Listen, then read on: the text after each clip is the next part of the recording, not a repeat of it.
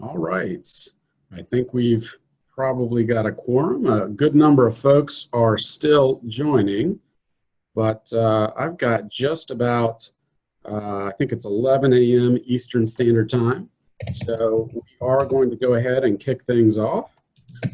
We've got a fantastic panel today, and we're going to have them introduce themselves. So before we do that, though, we're just going to remind folks, our focus today is on culture change. And specifically, what we hear a lot from folks is, I understand that I have to change culture to make Agile really stick, to make it work, to get the benefits I'm looking for. But what we hear a lot less of is, how do I actually do that? Is that something only my leadership can do? Are there things that I can do? So that's what we're hoping that our panel is going to help us with today. So before we get into that, I'm going to kick it over to my partner in crime, Bill. And Bill Hocking from Radis Software, and he will briefly introduce himself and Radis, and then we'll jump into the panel. Thank you very much, Dave. Good morning, good evening, good afternoon, everyone. Thank you very much for joining us today. My name is Bill Hocking. I'm with Radis Software, as you can see from the screen. We are a women-owned small business, been in business for about 14 years.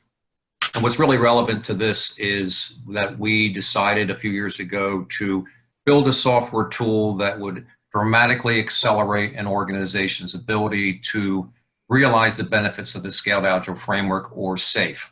And so we're real excited about the tool. If you'd like to learn more, there's some information on the next slide about how to get in contact with us. But we're really thrilled about what we're doing with organizations in public sector, private sector, et cetera. So I hope you enjoyed today's session. Again, thanks for being part of it. And please ask questions. We'll be monitoring questions as they come in and putting them out in front of the panel. Thank you. Fantastic. Thanks, Bill. I'll give you the 10-second on Packaged Agile. I'm with Packaged Agile. Our focus is really the U.S. government. And I think the slide sums it up. What we're really trying to do is stop the bleeding, help them, especially on large programs, get things right. We want to stop those big General Accountability Office failures. So we will distribute more information out with the webinar recording. So let's go ahead and just jump in and introduce our panelists. So why don't we start with Kim. Kim, you want to introduce yourself? Yeah, great. Thanks, Dave. My name is Kim Mantello. I am with Scrum Inc., and I work for Jeff Sutherland, and I'm a trainer, a coach, and do all sorts of fun things, specifically with Scrum at Scale. Fantastic. Rich? Hello, I'm Rich Naster, and I'm a SAFe Fellow, Principal Consultant, and author. Yuda? Yeah, I'm Jutta Eckstein, and I work as an independent coach and consultant. I'm based in Germany. I started off as a developer with XP in 97, 98, then started scaling Agile in 2001, and now focus on company-wide agility. Wow, long time. All right, and last but not least, Lynn. Hi, I'm Lynn Kazali. I'm a speaker, trainer, author, and my background's mainly in communication. So I'd say communication collaboration expert. And I was just in the US, in Washington, and one of the keynotes at Agile this year. Yeah, and if you notice in the background, if you happen to see the moon or some stars behind Lynn, that's because she's in Australia. And she is, well, we appreciate all our panelists. She was kind enough to join us at 1 in the morning Australia time, where she is. So thank you. Yeah. All right. There you go. So we are going to kick things off with a quick poll, right? We want to hear from you guys in the audience, and you know, really about what you think culture is all about, because this comes up quite a bit. And everybody seems to have a different view about culture. So let me go ahead and launch this poll. And for you guys, our panel, you are more than welcome to answer as well. First question is just, what do we think culture really means? And, you know, we've given some common answers, some common attributes. So take a look through those. You can choose as many as you think are relevant for you.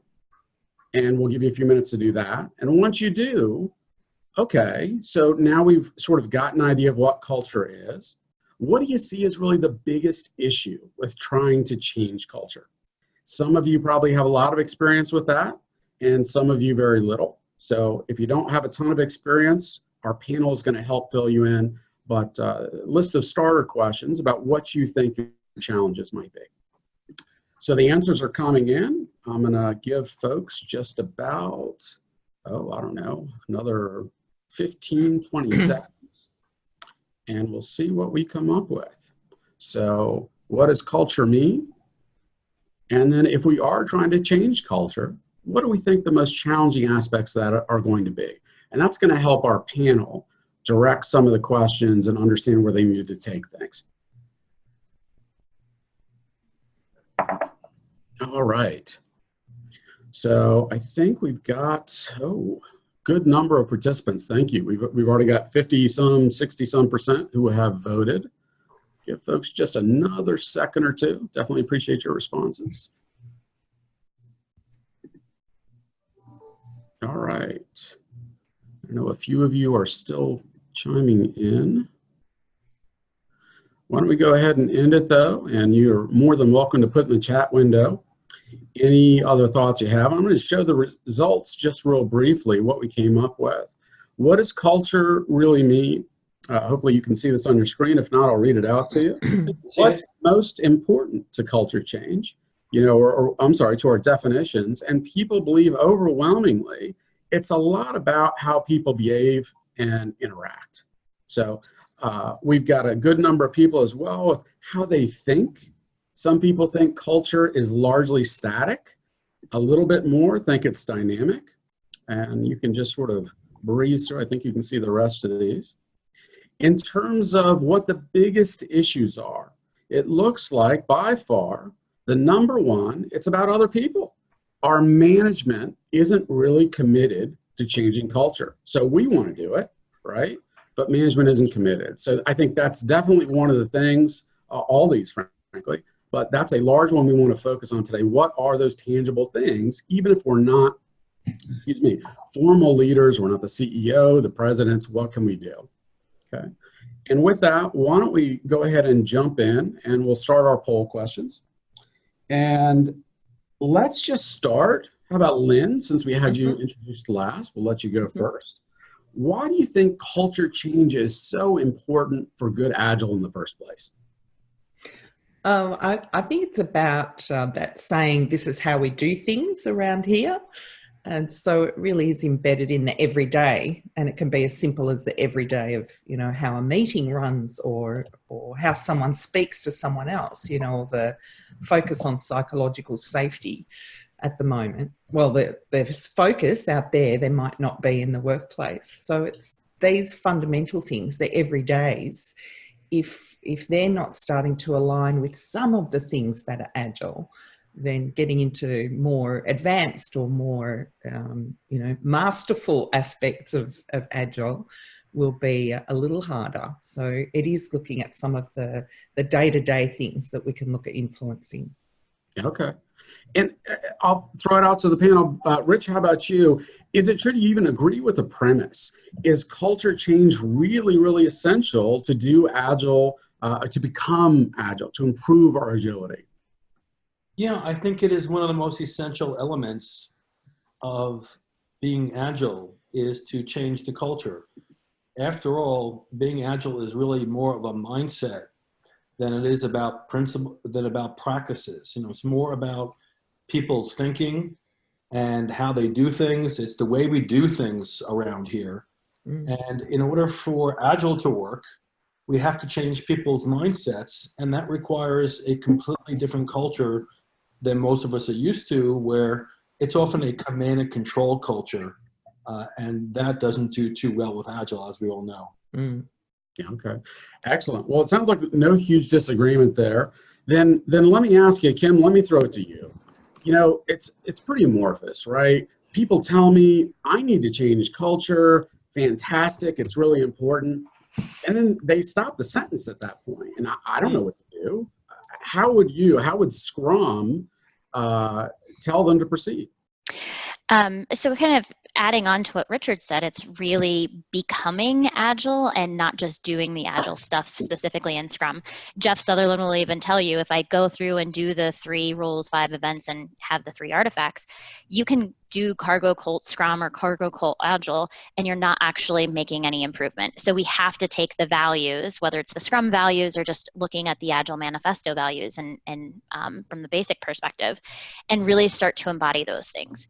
From an individual perspective, I think taking those values and starting to embody them, having complete transparency, being open and respectful with the people that we're working with. And as Len was even talking about, creating that psychological safety so that we can say, what are the problems that we have, whether it's within our specific team or even looking out broader within our organization, and having a way to nicely, respectfully articulate that and say, hey, whether it's my team or broader within my leadership team, how can I show you that we could be more effective and we could do better stuff? Here's a solution, and not just whining about it. Okay, excellent. Well, I know Yuta. You have some thoughts? Yeah, actually, I'm always getting nervous when I hear we need to change culture, because I think there isn't really such a thing as changing culture.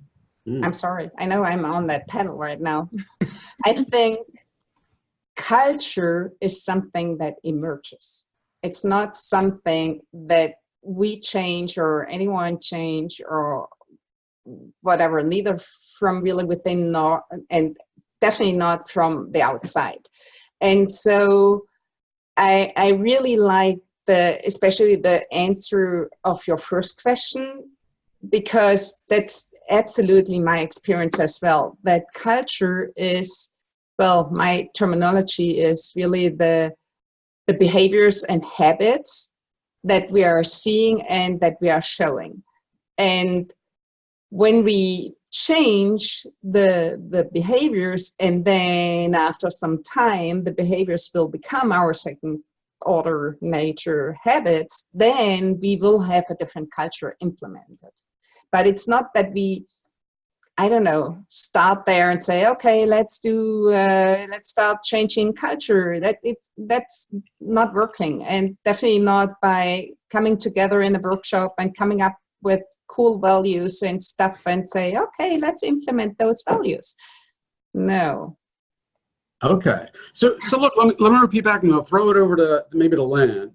I think part of what I'm hearing, or at least Yuta's view, is that, deliberate culture change, and Yuta, correct me if I'm wrong, is almost a misnomer. What we need to do is think about agility. We need to think about those values and principles, and then we need to just take steps towards enhancing our ability to act on those, and culture just emerges. Is that something you agree with, or what's your thoughts? Yeah, I don't think it's something that you flick the switch and say at 4 p.m., on the 28th of September, we're going to be agile.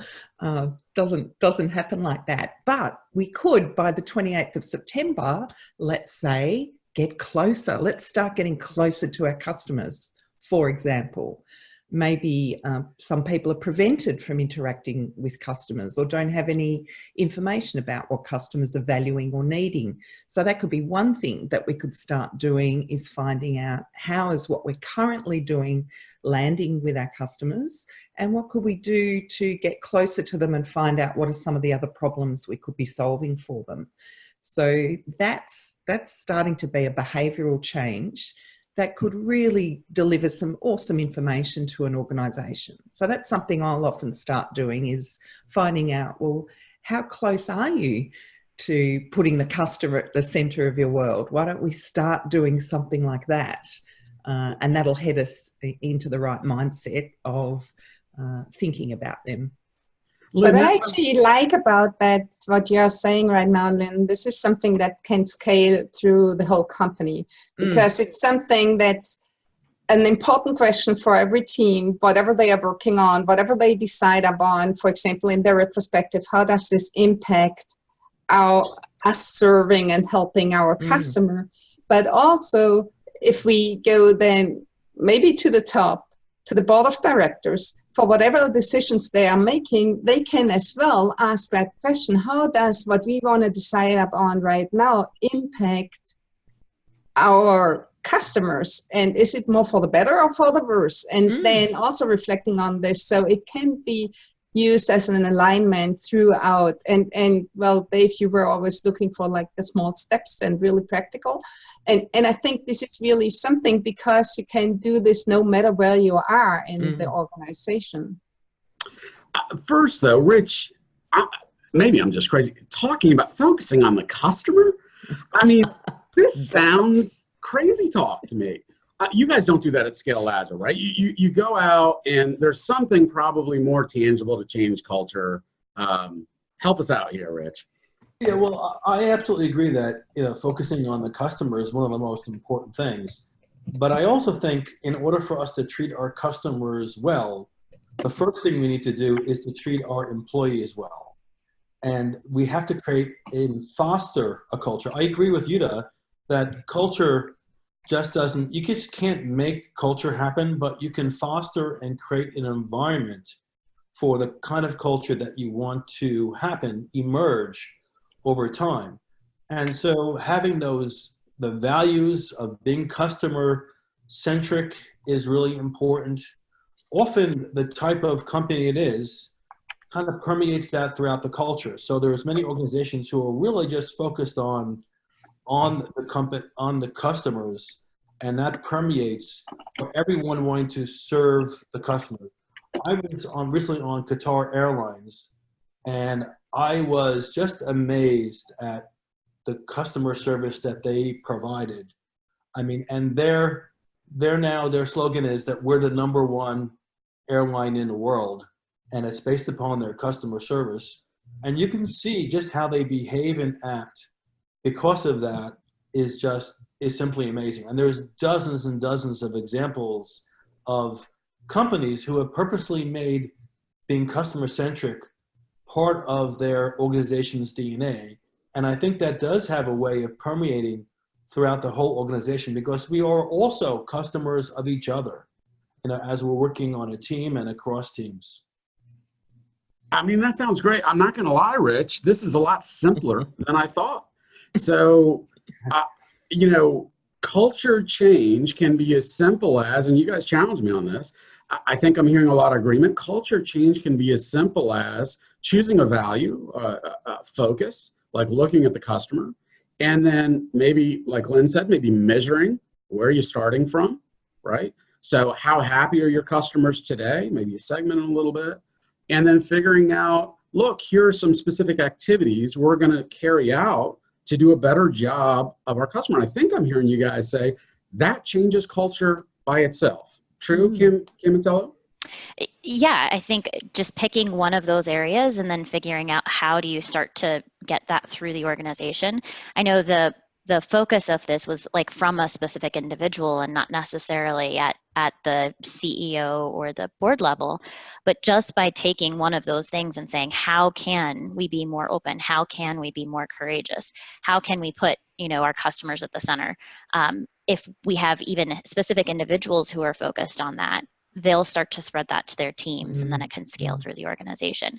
And I really like to see when we've got teams who are actually causing an agile transformation within an organization, because people have said, hey, look at what they're doing. They're having fun, they're treating people with respect, and they're delivering really awesome stuff for our customers.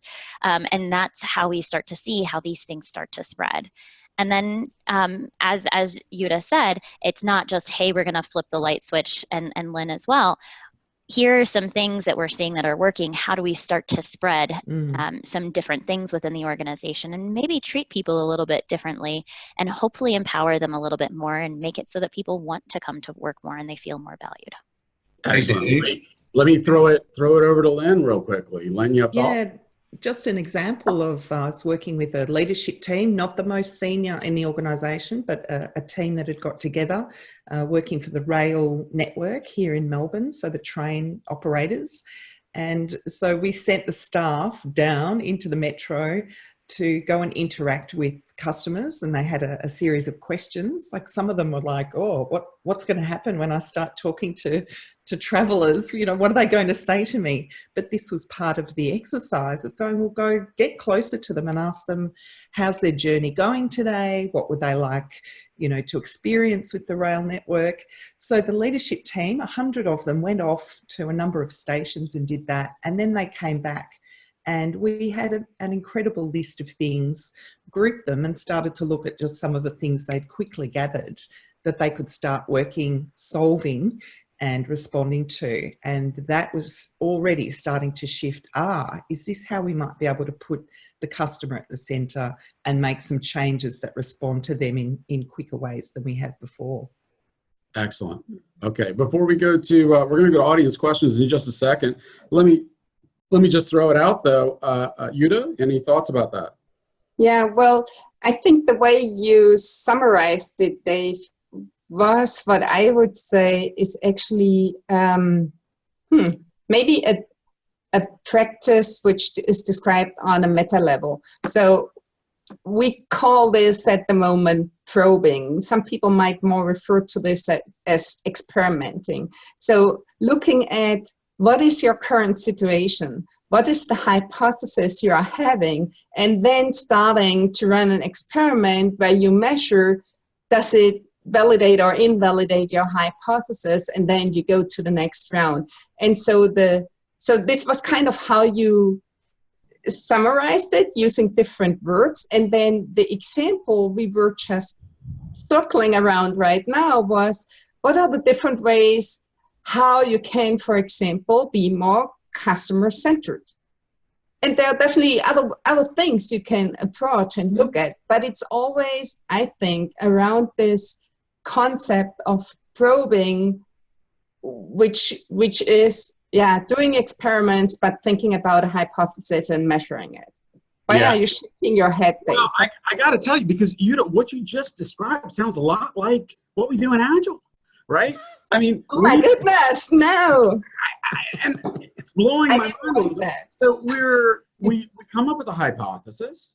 We kind of explore that a little bit, figure out, what we need to do to test it. We throw something out there, we test it, and then we revise. We iterate. And again, I had never honestly thought about it in culture change in the context of what we do every day in Agile. So probably most of the people who are on this webinar are largely doing some level of Agile in their practice and their life. So part of what I like about what you said is just it relates it back to there. So maybe that's a good stopping point, though, for us to throw it over to Bill real quickly. And Bill, I know you've been looking at audience questions. Is there something related to what we've been saying that you think would be a great question to throw out to our panel?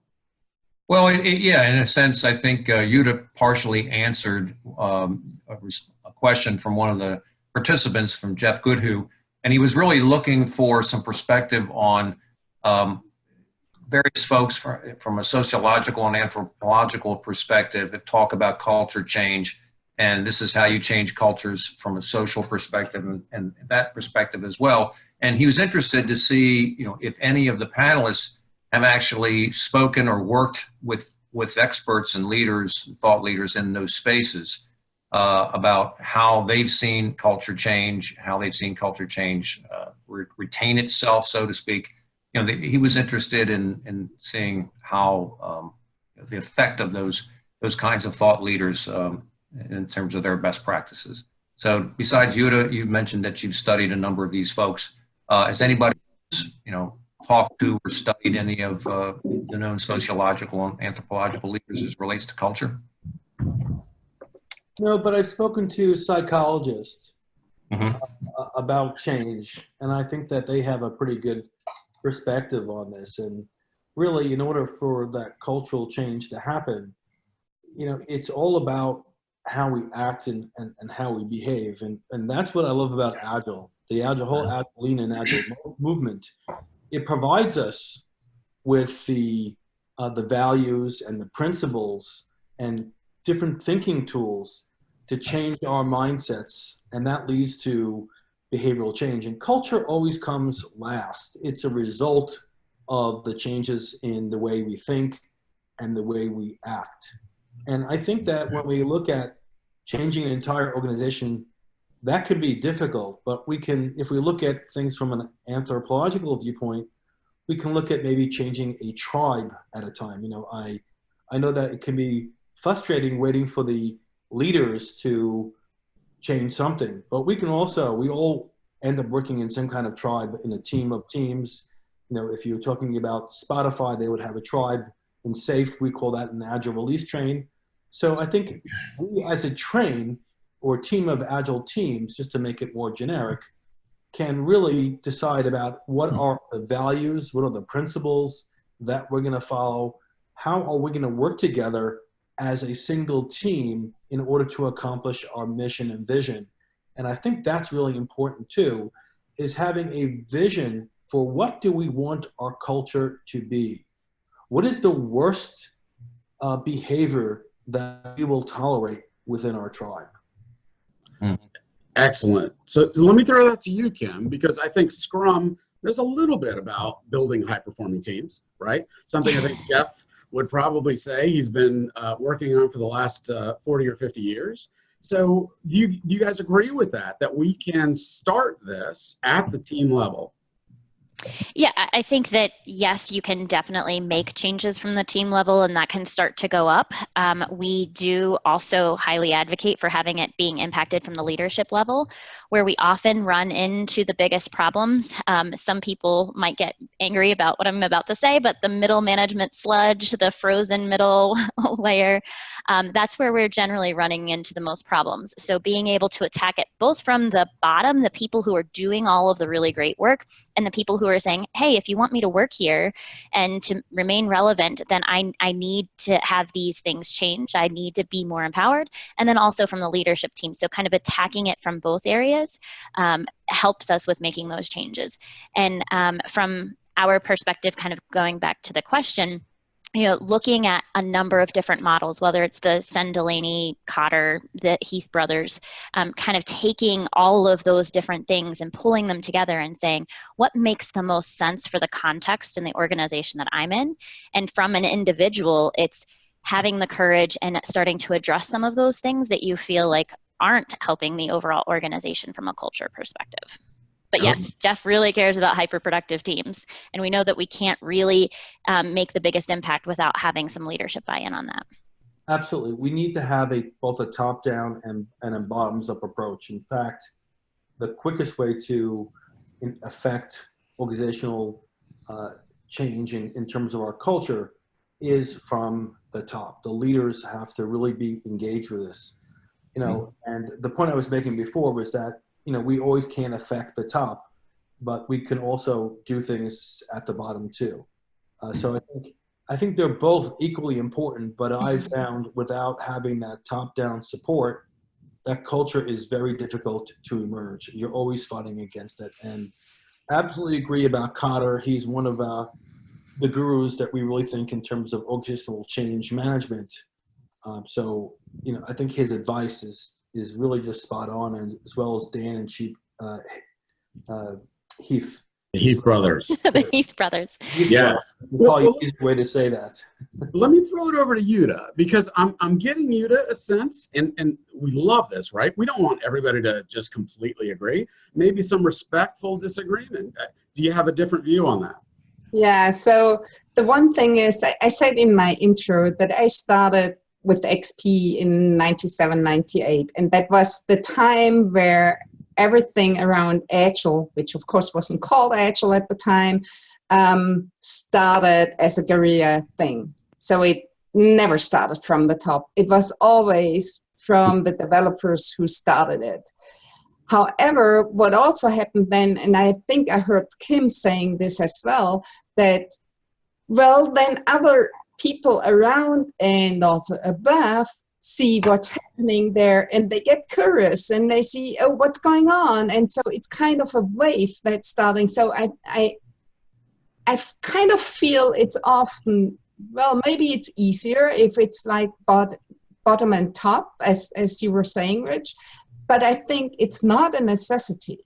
So I think it can start anywhere. And actually we have here, especially in Europe right now, a good example, and I'm not sure how familiar you are with her. So we have that little girl in Sweden, Greta Thunberg. She just is visiting United Nations, and she created that Fridays for Future, which is about the awareness of the climate change. And well, maybe I have to say that as a side note, I know in the US the climate change doesn't exist, or it's invented by the Chinese. However, Oh boy. sorry to say This that. is going to turn into a very different panel any second. I know. However, what I want to say is this is one little girl, not empowered by nobody, sitting there, and she created a wave, a momentum. So of course, probably it was the right time and blah, blah, blah. So whatever, maybe if it would have started 10 years ago, nothing would have happened. We don't know. But it's, for me, a really great example that you don't have to be at the top for starting any kind of change. And that's also true in companies. And yes, it might be easier, but don't let you be stopped by the fact that you might not be at the top. And we had this at the second question, management is not committed. That's not a reason. Yes, agreed. And anyone in an organization can be a leader. Leaders are not relegated to the top people of the organization. And I had somebody on my staff who was very influential in past companies. And whatever Eileen said, people would follow her lead. And she was a very influential person. So it's great then when you can give a voice and make sure those people are really being heard. And there could be many influential leaders. I think the problem with the middle and the top at times is, and I think the middle, we have not done a good job in the Agile community over the past several years of really educating our management and even our top leaders in what is the mindsets and behaviors that we need to have high-performing teams and high-performing organizations. And it's kind of unfair for us to make fun of them when we haven't trained them.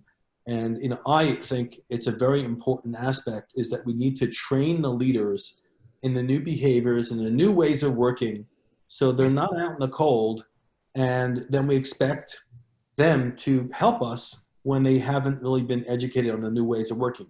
A lot of these companies. And I think it's not only about training, although this gives probably all of us money, but it is about what's in it for the individual.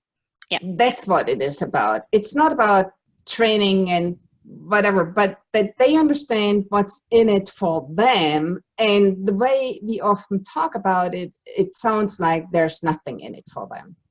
Okay. Let me break in real quick because I want to throw it over to Lynn real quickly because you've been quiet over there.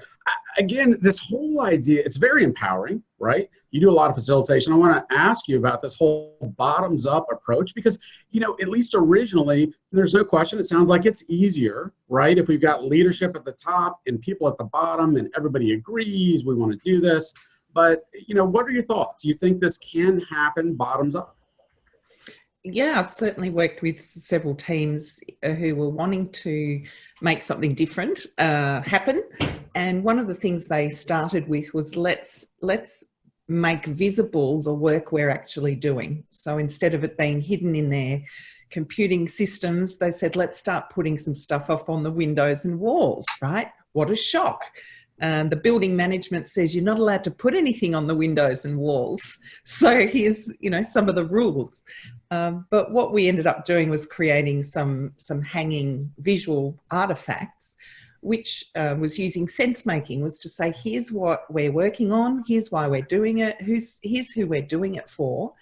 And we just created these through some meetings, some small team meetings, mapping out information, hand-drawn. And what this did was start to radiate information out, but also draw people in as they'd walk through that area. They're going, what are you doing? Ah, is that what it is? So this information was starting to, draw people into how they were working differently, rather than relying on email or broadcasts or boring leadership rollouts of 176 slide decks. These were some simple flip charts on walls that really started to shift. It was a real kind of revolution that started in that part of the business. And the next team next door, they said, hey, we can do that too. And then there were donuts for morning tea. And the next thing you know, this message is starting to flow throughout that floor. And then the other levels of the building are going, what are you doing there? Mm-hmm. And it started to then go that way. It's great. Excellent. Great experience. Thank you, Lynn. I think I saw, Kim, did you have something? And then we'll go to audience questions. Yeah, I just to add on to that, even getting people who said, hey, I feel like I'm kind of being a Scrum Master, or just start to create their own lunch and learns, creating a community saying, hey, we're going to talk about this topic. If you guys want to, bring your lunch, let's come and talk about it. And that starts to spread. So having communication and sharing some of the things that are working well as well as some of the things that don't work well, and building that community will help to start to spread, how people are working together as well. Okay, excellent. I'll just throw out, before we go to audience questions, part of what I love, again, I think both Bill and I are very passionate about making this tangible. And a lot of what you're talking about, even if I'm not in charge, sounds like something I can do. I can influence my team.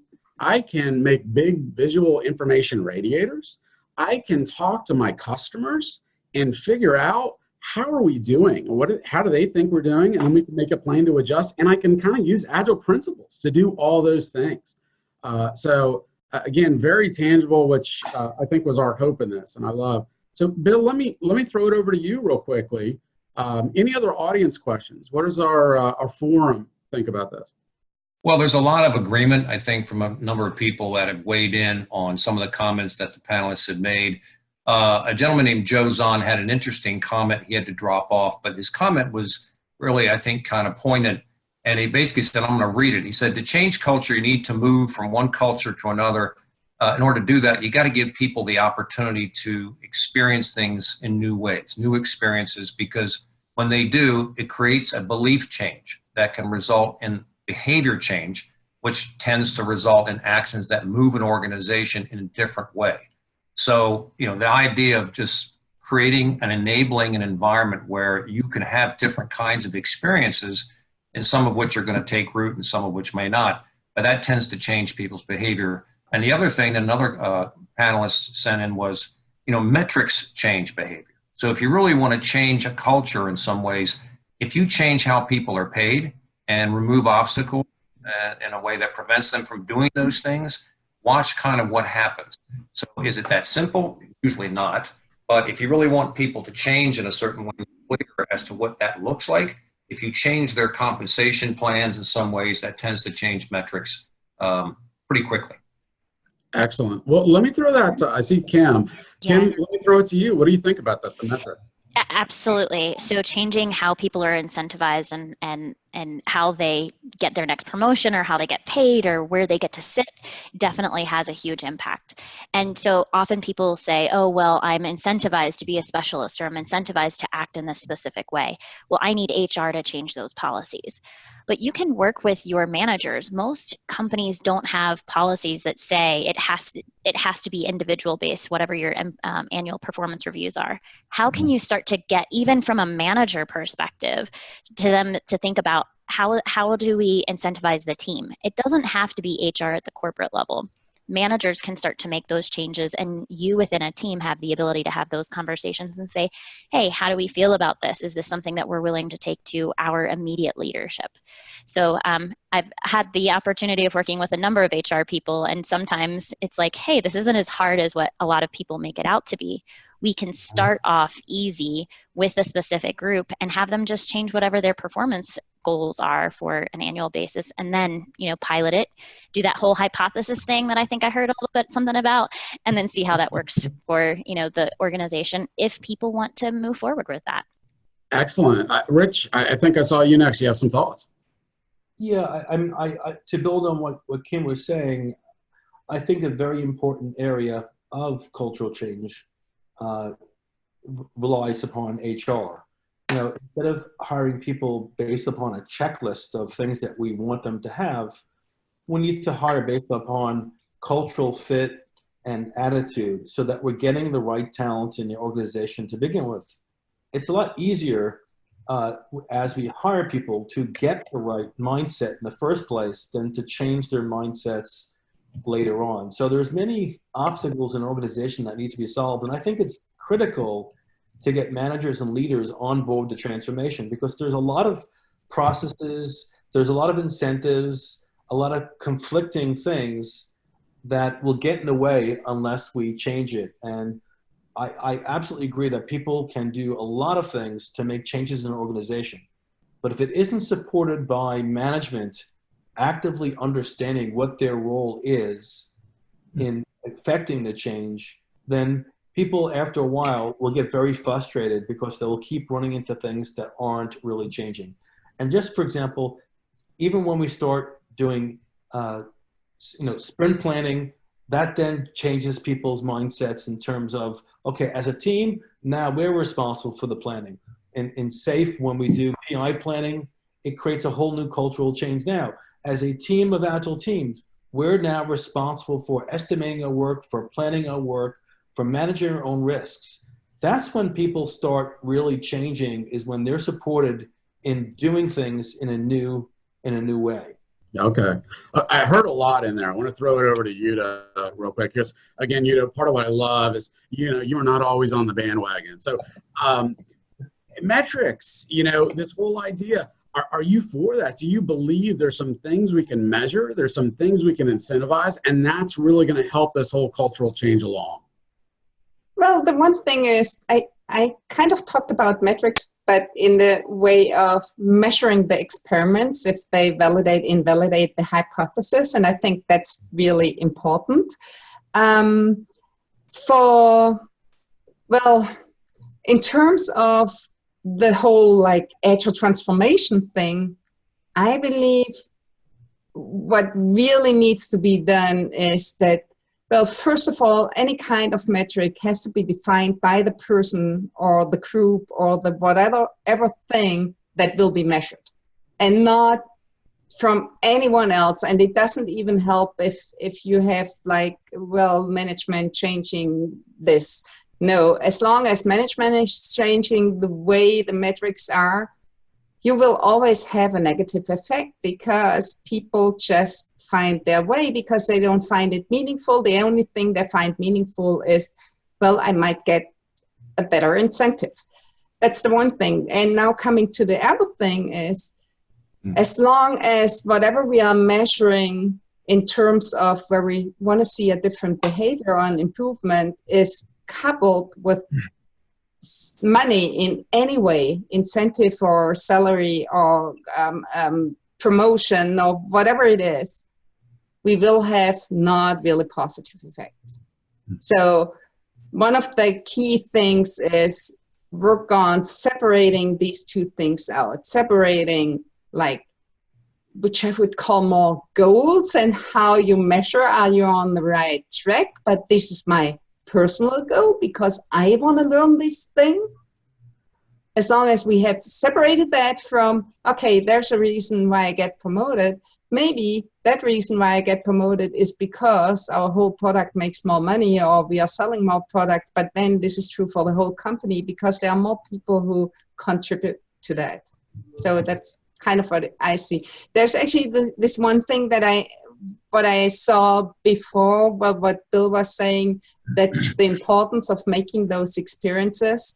And I think this is really important. It's, for me, a little bit like classic change thing. It's the Kotter stuff, have small successes and then see what led to this success, and therefore people understand and might be more open to try the next thing.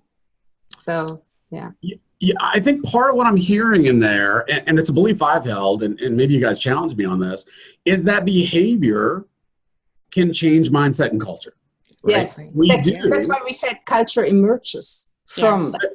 Fair enough. And again, sometimes you got to be super obvious for me, Yuta. And I think that makes a lot of sense. Again, part of what I love about that is it's tangible. I don't need to understand a lot about culture change, frankly. I need to understand a little bit. You guys talked about metrics. about what do I measure. I've got to understand some basics of, a lot of us are doing Scrum.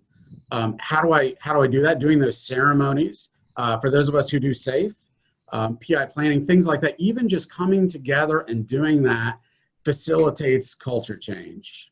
You challenged me on that. Lynn, what do you think?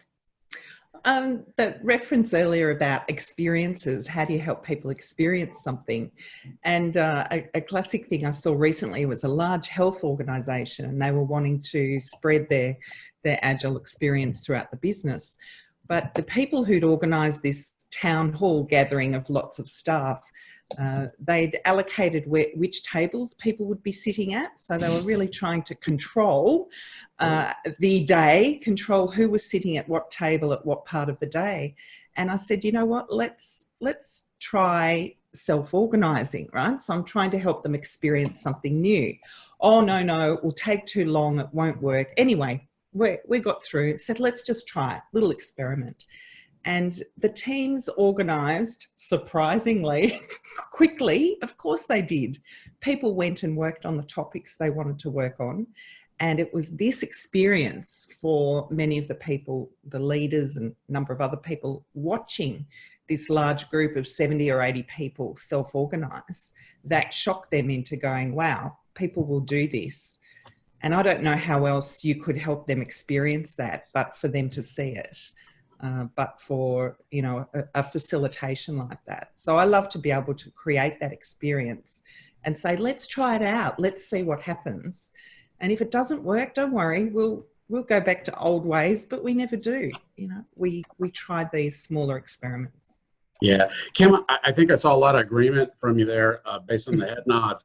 You guys experience the same things. Is that something you agree with? What do you guys say? Oops. Sorry. It's always interesting when leaders are wanting to say, oh, I'm going to spend 3 weeks trying to form these teams and doing exactly what Lynn said. They are the most knowledgeable about the skill sets that are needed to do the work and the skill sets that they're interested in doing. So in some of our trainings, we actually let them, self-organize, and we just count down just so that they could see how quickly they are self-organizing. So I completely agree with everything that Lynn said. And even in large organizations, getting leaders to kind of let go and then let them experience and see, hey, this actually works is helpful. Ask the team members. Again, another like the customer. It's kind of a crazy concept, right? Let me throw it back to Bill and see what else we have from the audience. Bill, we'll throw it back to our panel. Well, Sheila McGrath had a couple of interesting comments focusing on servant leadership, which is one of my favorite topics. And basically, her comment was a lot of people in her organization really didn't understand what she was doing from a perception of, is this what you call servant leadership, what she was doing? And her comment was, or question was, in most hierarchical companies in the panelists' experience, how do you convince your managers that you'll be recognized and rewarded for basically demonstrating servant leadership kind of behavior? In her experience, if there wasn't a particular crisis moving the pendulum or the needle in this direction or that, how is somebody going to get recognized for doing what is right if their particular culture doesn't typically do that? So I'm just curious to see if any of the panelists have any experience. I have some perspective on it, but you guys are there for a reason, so let's listen to you.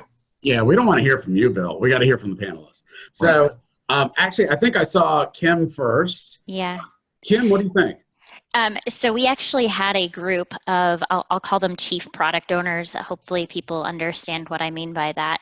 And we were working in a very, very large business. And we got to the point where we were able to rebalance the portfolio on a pretty regular basis. And there were things that came up and someone had a really great idea.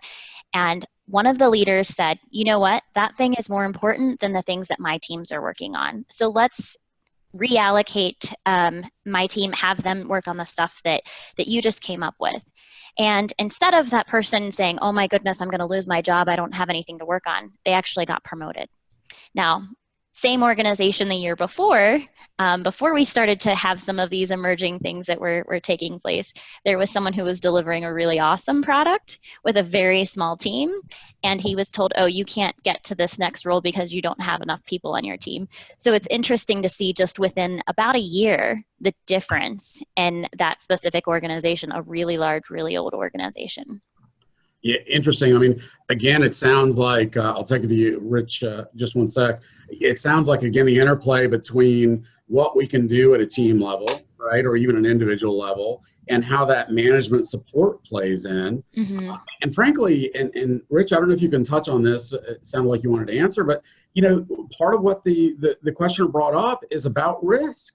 It's a little bit risky to jump in and try to be a servant leader, try to change the culture when, you know, maybe it's not something management supports. Is that something you want to comment on? Yeah, but I do think it's critical to really be clear about what we want our managers to be doing differently. And I was working with this one CIO at an insurance company. And one of the things he said to change his culture, and he met with all of his managers, and he said to them, being a manager is a privilege. And if you want to continue being a manager, then you need to be able to embrace these values and principles and be continuously learning about everything, about our customers, or about our people, and about how to manage. And if you're willing to do that, then fine.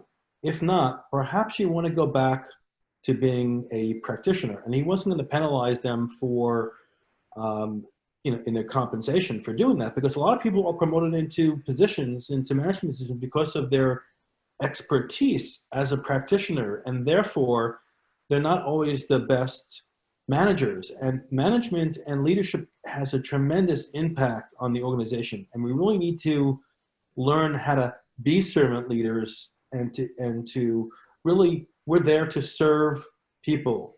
We're to help them get their job done. It's a completely different mindset. And a lot of people just don't know how to what that mindset really means. So I think it does come back to coaching and mentoring and training, so that people understand what they need to do. It's very unfair to hold them to a standard when they don't really know what these words mean. Fair enough. Let me ask you about that. Thoughts. What's your experience on that? I can't add a lot to that. So I also think it's about being transparent what effect it has, and then inviting that manager repeatedly, so that the manager sees what's going on, against transparency. And then kind of, yeah, it's again the easy small successes and the quick wins. So pointing those out in order to make the point. So I think I don't add anything new to what has been said. All right. Well, fair enough. Well, let me ask you guys, before we move on, I'll come back to Bill in a second. I do want to make sure we hit something pretty tangible. We talked about metrics. We talked about some things we probably don't want to incentivize, maybe through money. We talked a lot about metrics around the customer. In your experience, and Lynn, why don't we start with you? Are there some things that you've seen clients, businesses measure that really supercharged maybe their drive to change culture? Yeah, I think what I've seen work really well is that teams actually being clear about what they're working on. And it sounds like a simple thing, but let other people know what they're working on. And so there's this kind of commitment to certain priorities that they actually get working on. So the contrast is when they start working on something and then, oh, our priorities have changed. Now we have to do something else. And no one can kind of keep up with who's working on what were you working on then? So something as simple as letting other people in your area know what you're working on. was one thing that a team was doing, and that was helping them connect with other departments, trying to get across some of those silos that were existing. This was in a very dry, dated, archaic government department. So this was a big deal. This was a big change for them. Sounds simple. Our government departments over here are not dry and archaic. I'm sure that's just in Australia. Kim, let me ask you about that, because that sounds a lot like interrupts, right? You know, and I don't know if you guys measure that, but you know what I took from what Lynn said is they made things clear, and then they looked at how often are we interrupted, and maybe that's something worth measuring. What do you think?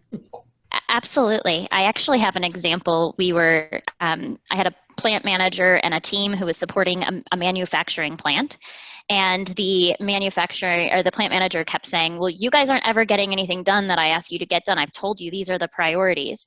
So just by allowing the team, as Lynn said, to say, here are the priorities that you've given us, and then here are all of these ankle biter things that you keep interrupting us with. This is why we're not getting done the top 3 things that you've asked us to get done, because you keep saying, hey, this is something important. And just by saying, are these things really more important than these things that you told us were your top 3 important things, really helps with, you know, changing that mindset and then getting the plant manager to go away. And that was one Scrum Master on one team in a manufacturing setting, not even in an IT setting. So yes, capture that information, make it visible. And when somebody interrupts, go and say, hey, is this really more important than this other stuff? Excellent. And sometimes it is. Of course. Rich? Yeah, I think that something we haven't talked about, I absolutely agree that a culture emerges, but I also think that there are things that we can do to accelerate that culture that we want to emerge. First of all, we have to know what are our values? What is our mission as a company, as a team, as a group? We really need to understand that and make sure that we have alignment on this in the first place. And once we understand those values and the vision that we're putting out there, that creates a lot of intrinsic motivation for people then to change. And that's what we need to do. We need to unlock the intrinsic motivation of knowledge workers and get rid of monetary incentives, which actually cause people not to cooperate. So it's often getting rid of the problem and getting rid of the metrics, which create the wrong behaviors. Metrics are a very tricky thing. Because incenting the right behaviors based on metrics is very difficult. And there are a lot of good intentioned metrics, but more often than not, they result in the exact opposite behavior. Yeah. So we got to get rid of those incentives. And we also know from people like Daniel Pink in many studies that people aren't motivated by, knowledge workers at least, are not motivated by monetary rewards.